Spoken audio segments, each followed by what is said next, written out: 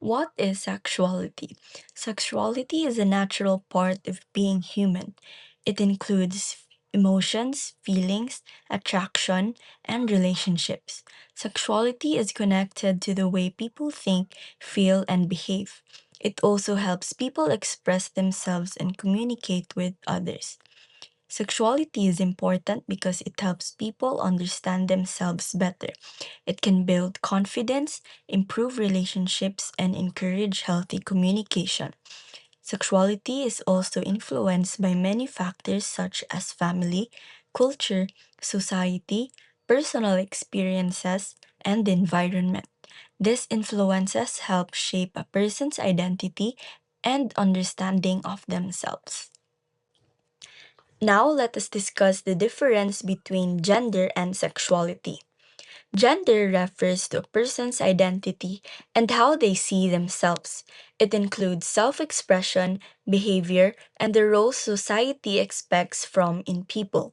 Gender can be influenced by culture and traditions, and some people may identify as male, female, both, or neither. Meanwhile, sexuality refers to a person's emotional, romantic, or physical attraction towards others. It is connected to feelings, affection, and relationships. Sexuality is different from gender identity because gender focuses on who you are while sexuality focuses on who you are attracted to. In simple terms, gender is about identity and self expression, while sexuality is about attraction and relationships. Both are personal and unique for every individual. Sexuality develops throughout a person's life. It usually begins during childhood and continues to grow during puberty and adolescence. During this stage, people experience physical, emotional, and social changes that affect their thoughts, feelings, and behaviors. Sexuality development is influenced by many factors. Family and upbringing can shape a person's values and beliefs. Friends and social environments also affect attitudes and behavior. Culture, media, education, and personal experiences can influence how people understand and express their sexuality. As people continue to grow and learn, their understanding of themselves may also develop. This is why sexuality is considered a lifelong process of self discovery and personal growth. To conclude, sexuality is a natural and important part of human life. Gender and sexuality are different concepts, but both are connected to identity, feelings, and relationships. Sexuality develops over time and is influenced by family, culture, experiences, and society. Understanding sexuality helps people become more respectful, responsible, and accepting of others. It also promotes healthy relationships, self awareness, and positive communication. Okay, so good morning everyone. Today I will be discussing the factors which affect sexuality. So sexuality is an important part of our human lives because this involves a person's feelings, identity, behavior, and as well as relationships. So there are different factors which influence sexuality, and these can be grouped into biological and psychological factors. So first, let us talk about the biological factors. So, biological factors are natural and physical influences which is connected to the body and the brain. So, these factors affect a person's development and sexual behavior. So, for the first biological factor, we have hormones and genetics. So, hormones are chemicals in the body which help control growth, emotions, and sexual development. So, examples include estrogen for females and testosterone for males. So, while genetics refer to the inherited traits passed from parents to their offspring, some studies show that Genes may also influence sexual orientation and as well as their behavior. Second, we have brain structure and prenatal exposure. So, brain structure can also affect sexuality because the brain controls emotions, attraction, and behavior. So, another factor is prenatal exposure. So, the this refers to the environment and hormone exposure of a baby while it is still inside the womb. So, these early conditions may influence development later in life. For the second major factor, we have psychological factors. So these factors involve a person's thoughts, emotions, experiences, and interactions with others. So psychological factors help shape a person's attitudes and understanding about sexuality. So one psychological factor is socialization. So, family, friends, school, religion, and as well as media can influence how a person views sexuality and relationships. While another factor is self esteem. Self esteem is how a person values themselves. A person with a healthy self esteem may develop better confidence and relationships. So, a person who possesses a value of self worth has the ability to create healthy and strong relationships among their lives.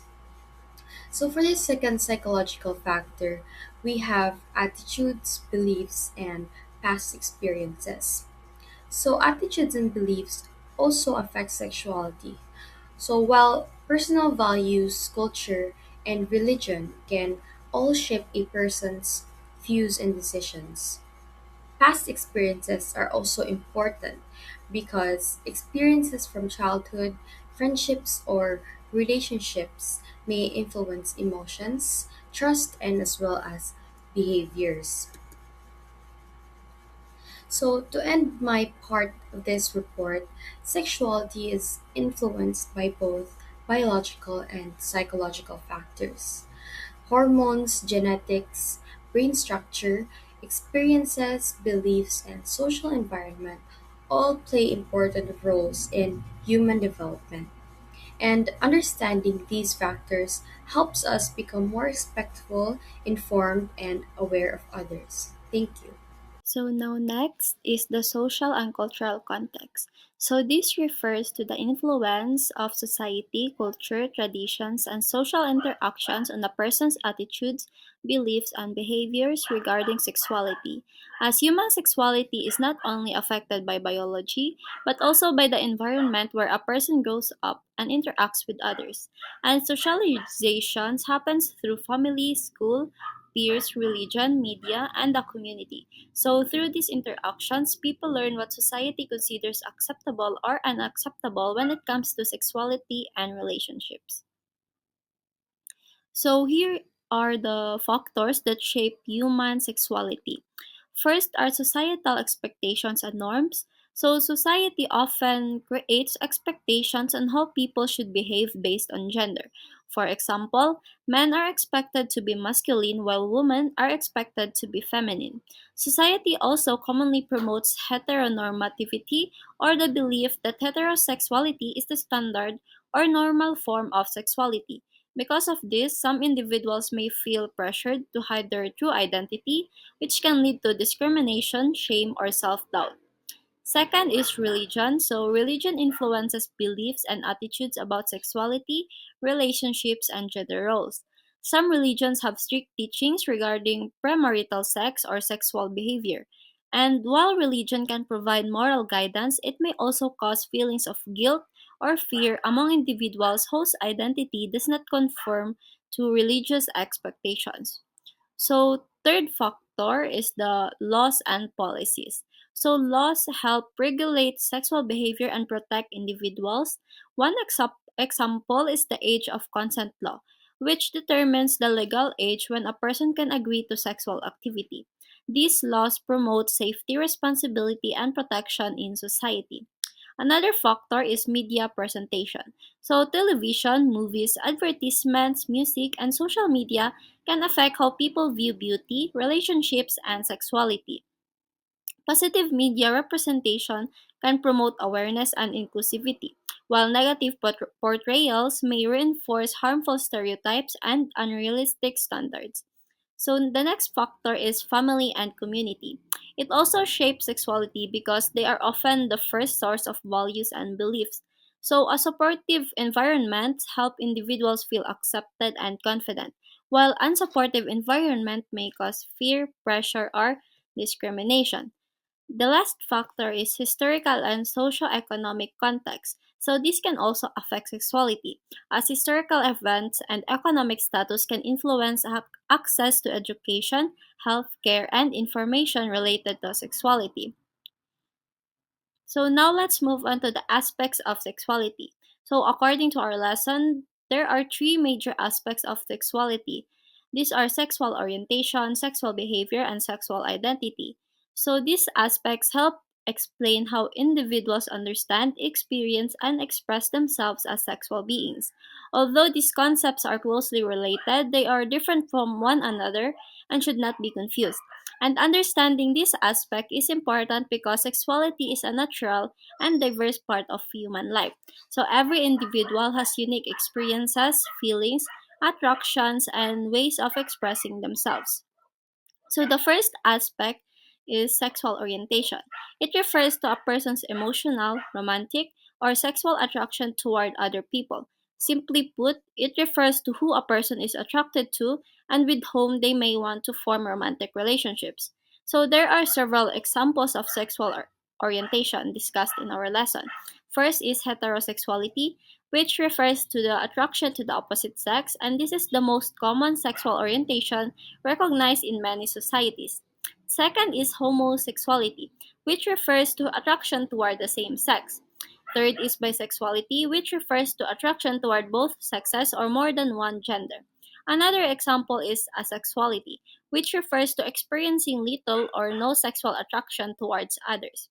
It is also important to understand that sexual orientation is different from behavior or identity, as sexual orientation focuses mainly to attraction and feelings towards others.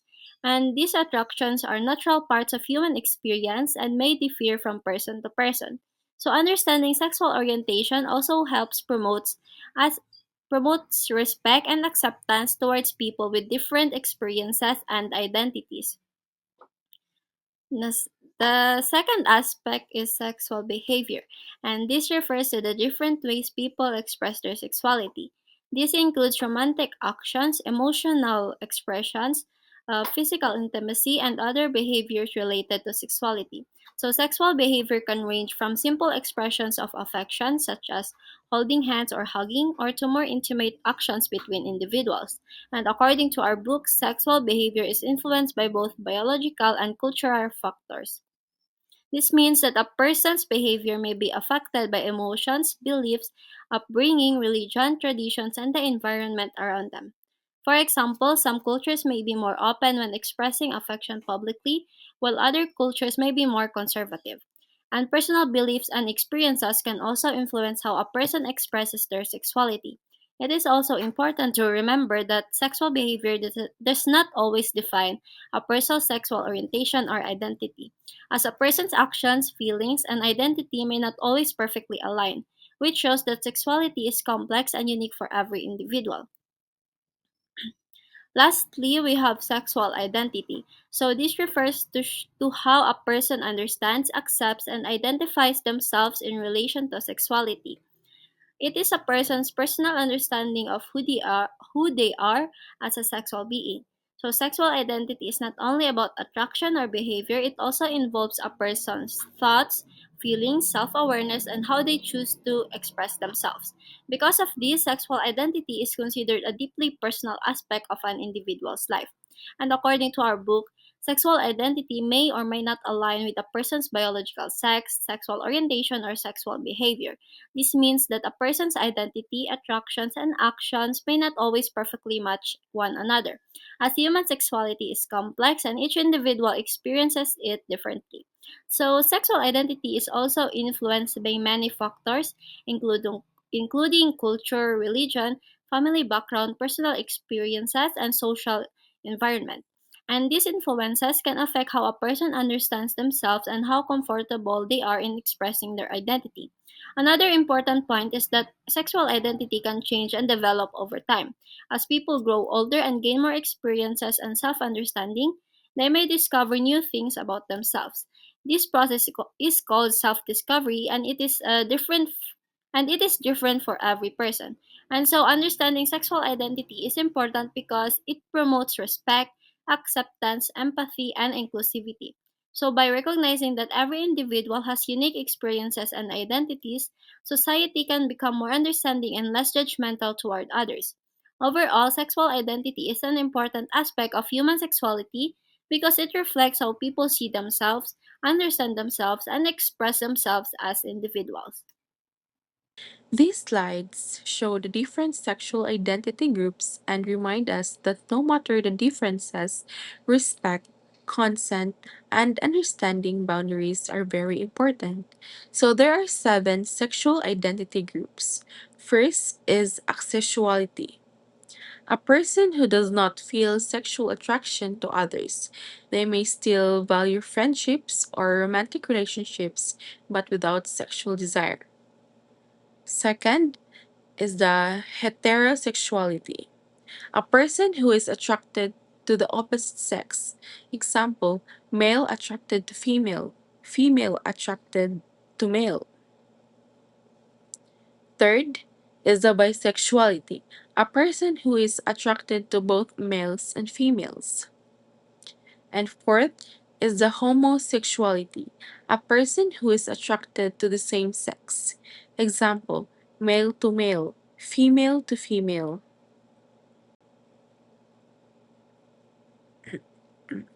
And next is the pansexuality, a person who is attracted to others regardless of gender. Gender does not limit their attraction. And next is the sapiosexuality, a person who is attracted mainly to intelligence rather than physical appearance or gender. And lastly is the polysexuality, a person who is attracted to several genders but not all.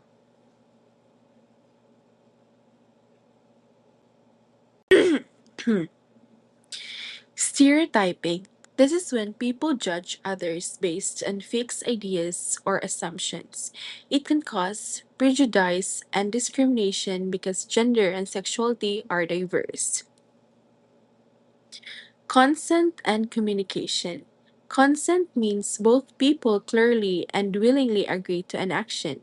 It must be given freely, no pressure, clear and enthusiastic, can be taken back anytime. Good communication helps both people understand each other. Understanding boundaries. Boundaries are personal limits. Respecting them means knowing what is okay and not okay for a person, avoiding unwanted actions, building healthy and respectful relationships. Different people experience attraction in different ways, and what's most important is respecting each other through avoiding stereotypes, practicing consent, and respecting personal boundaries. So now let's discuss sexual health and wellness. Sexual health and wellness involve physical, emotional, mental, and social well-being regarding sexuality. It is not only about avoiding disease or dysfunction. If we hear sexual health, first idea comes to mind is it is about reproductive health. But other than that, it is also about making safe and respectful choices. First, we have disease prevention. It is important using condoms and getting regular STI testing can help prevent infection. Second is reproductive rights, means that people should be able to be informed and safe decision about contraception and family planning. So third is informed consent. It is essential in sexual activity and should always involve clear and mutual consent from all people involved. Lastly, we have proper hygiene and practice. It helps in preventing infection and maintaining overall reproductive health.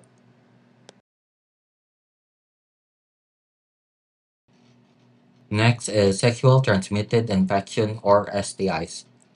Are infections spread through sexual contact. Some common STIs include chlamydia, gonorrhea, syphilis, and human papilloma virus or HPV. It is important to remember that many STIs do not show symptoms, so a person may not know they are infected. Because of this, sexual active individuals should be encouraged to get tested regularly.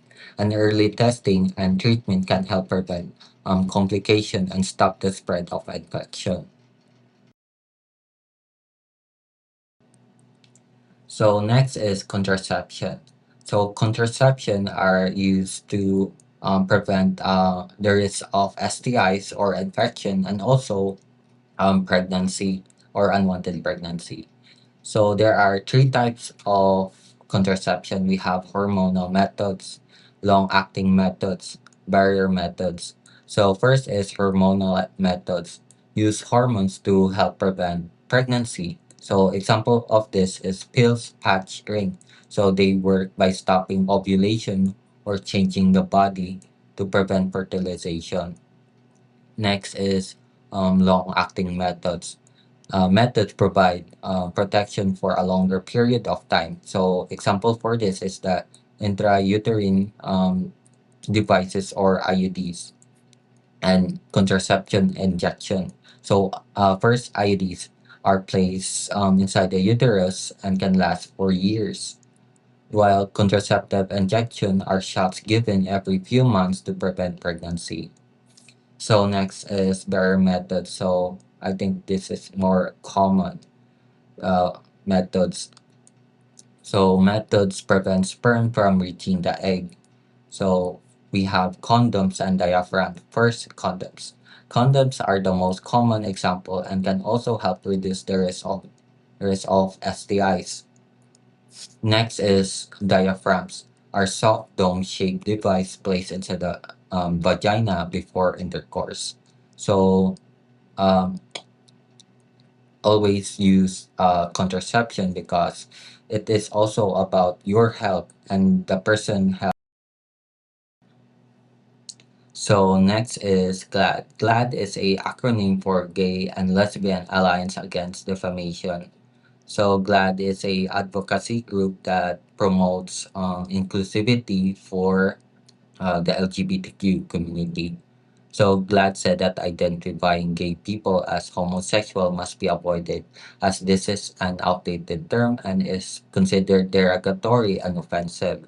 So I think this is mostly used in the USA. Homosexual is a very outdated term. There are many names for the human sexuality.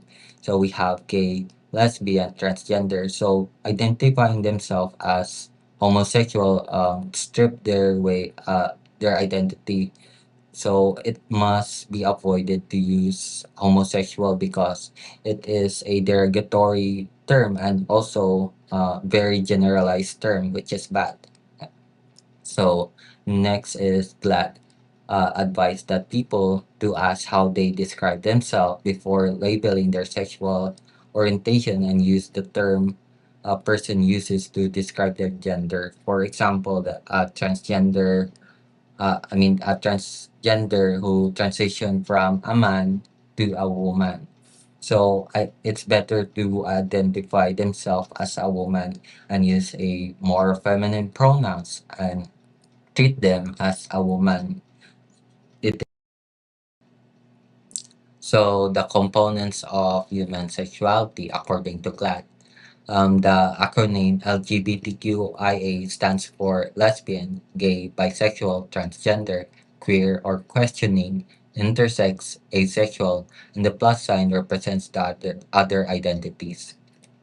So the LGBTQIA represents the spectrum of human sexuality. So why must we understand or learn about this? So understanding these components help promote inclusivity and respect for all individuals. So now let's define the different sexual orientations out there. First is lesbian. Lesbian is a woman whose physical, romantic, and or emotional attraction is toward other women. So basically, a woman who is attracted to the same gender. So next is gay. Refers to a person who is attracted to people of the same gender. So gay can be applied to a woman or a man that is attracted to the same gender. So next we have bisexual or bi. Describes a person who may be attracted to more than one gender. So it could be applied to a woman or a man or what their gender identity is. But it's about attraction to the both genders, the masculine and feminine gender. So that is bisexual or bi. Next is queer and questioning. It's a term used by some individual whose sexual orientation is not inclusively heterosexual. Um, uh, Queer or questioning, so they don't have like rigid labels to them, so they still like discovering themselves as individuals. That is queer or questioning. So, transgender refers to people whose gender identity differs from the sex assigned to them at birth. So, basically, transgender is transitioning to another gender because you feel like you're more of a man or a woman. Transitioning may include social transition. It's about like changing your name, pronouns, appearance, and also coming out as that gender you're transitioning to. So next is legal transition. It's about like paperwork, changing your name in your IDs and your gender identity in your driver's license. So that is legal transition. Um, Next is medical transition. Medical transition is going to clinics to have gender affirming surgeries and also hormone replacement therapy. That is medical transition. So next is non-binary. People are those whose gender identity does not fit strictly with the categories of a man or a woman. So non-binary, so they don't bind themselves to the categories of a man or a woman. So that is non-binary. And gender non-conforming are describes people whose gender expression differs from traditional expectations of masculinity or femininity, meaning that how you express your gender is different from your actual gender. For example, like if you are a man and you dress as more of a feminine way, so that is gender non-conforming. You express yourself differently from your gender. So next is intersex. Is a physiological condition in which a person's sex characteristics such as genitalia, reproductive organs, or chromosomes do not fit the traditional definition of a male or female. So, example for this, an individual who has both genitalia of a man or a woman. So, it's about the physiological condition. So it's not really about the human attraction. So that is intersex. So after learning about the different human sexualities, we need also to learn the pronouns, why it is important to those people or in the LGBTQ community. Pronouns are important in respecting a person's gender identity. Always ask individuals what pronouns they prefer. So, for example, if you identify a person who is transgender woman as a man, so you strip their gender identity. Um, it is important to be respectful of someone's pronouns because pronouns is part of their identity of who they are. So respect people. So now let's talk about gender expression. Gender expression refers to the way of a person show or presents their gender to others through appearance, behavior, clothing, and hairstyle, voice, and mannerism. It is the outward expression of a person's identity. So, one of the ways persons express their gender is clothing. Um, Clothing, people may wear dresses, suit, oversized clothing, uniforms, or colorful outfits to express themselves. Clothing choices are one of the most visible forms of gender expression. So my example for this is Aisha Erotica. So Aisha Erotica is a pop singer and also a transgender woman. So she always like wears pink and it is her like trademark. And next is hairstyle. So hair can also reflect gender expression. Some people prefer long hair, short hair, or dyed hair, or a unique style to show their personality or identity. So my example for this is RuPaul. So drag racers have a unique style of like their hair to emphasize their fashion sense or how they dress. So another way of a person can express their gender is voice. So the way a person speak, including tone, pitch, and speaking style, can be a part of gender expression. So my example for this is this scene. Electra, that person in a pink dress, has a very sassy voice, and also the way she speak is very assertive. So that is my example for voice. And next is action and behavior. So behavior and mannerism, hobbies and gesture may also express gender, and some people may act in a way society considers masculine, feminine, both or neither. So my example for this is a KTB. So KTB is like a streamer, so she acts more of a masculine way and also dress more masculine, but also she's still a woman. So that's all. So next is gender identity and concept. Gender identity is a person's internal sense of or understanding of their own gender. It refers to how someone personally identifies themselves, such as a male, female, both, neither, or another gender. So gender identity is separate from sexual orientation. It focuses on a person's internal sense rather than who they attracted to. By definition, gender identity is a person's internal sense or understanding of their own gender. It refers how someone personally identifies. An individual may be identify themselves as a man, woman, both or neither. So, common example for this is man, woman, non-binary, transgender, and gender non-confirming. So to end this discussion or report, I'll leave you a lyric from a song Born This Way by Lady Gaga. So rejoice and love yourself today, cause baby, you're born this way. So thank you for listening and have a good day. Thank you.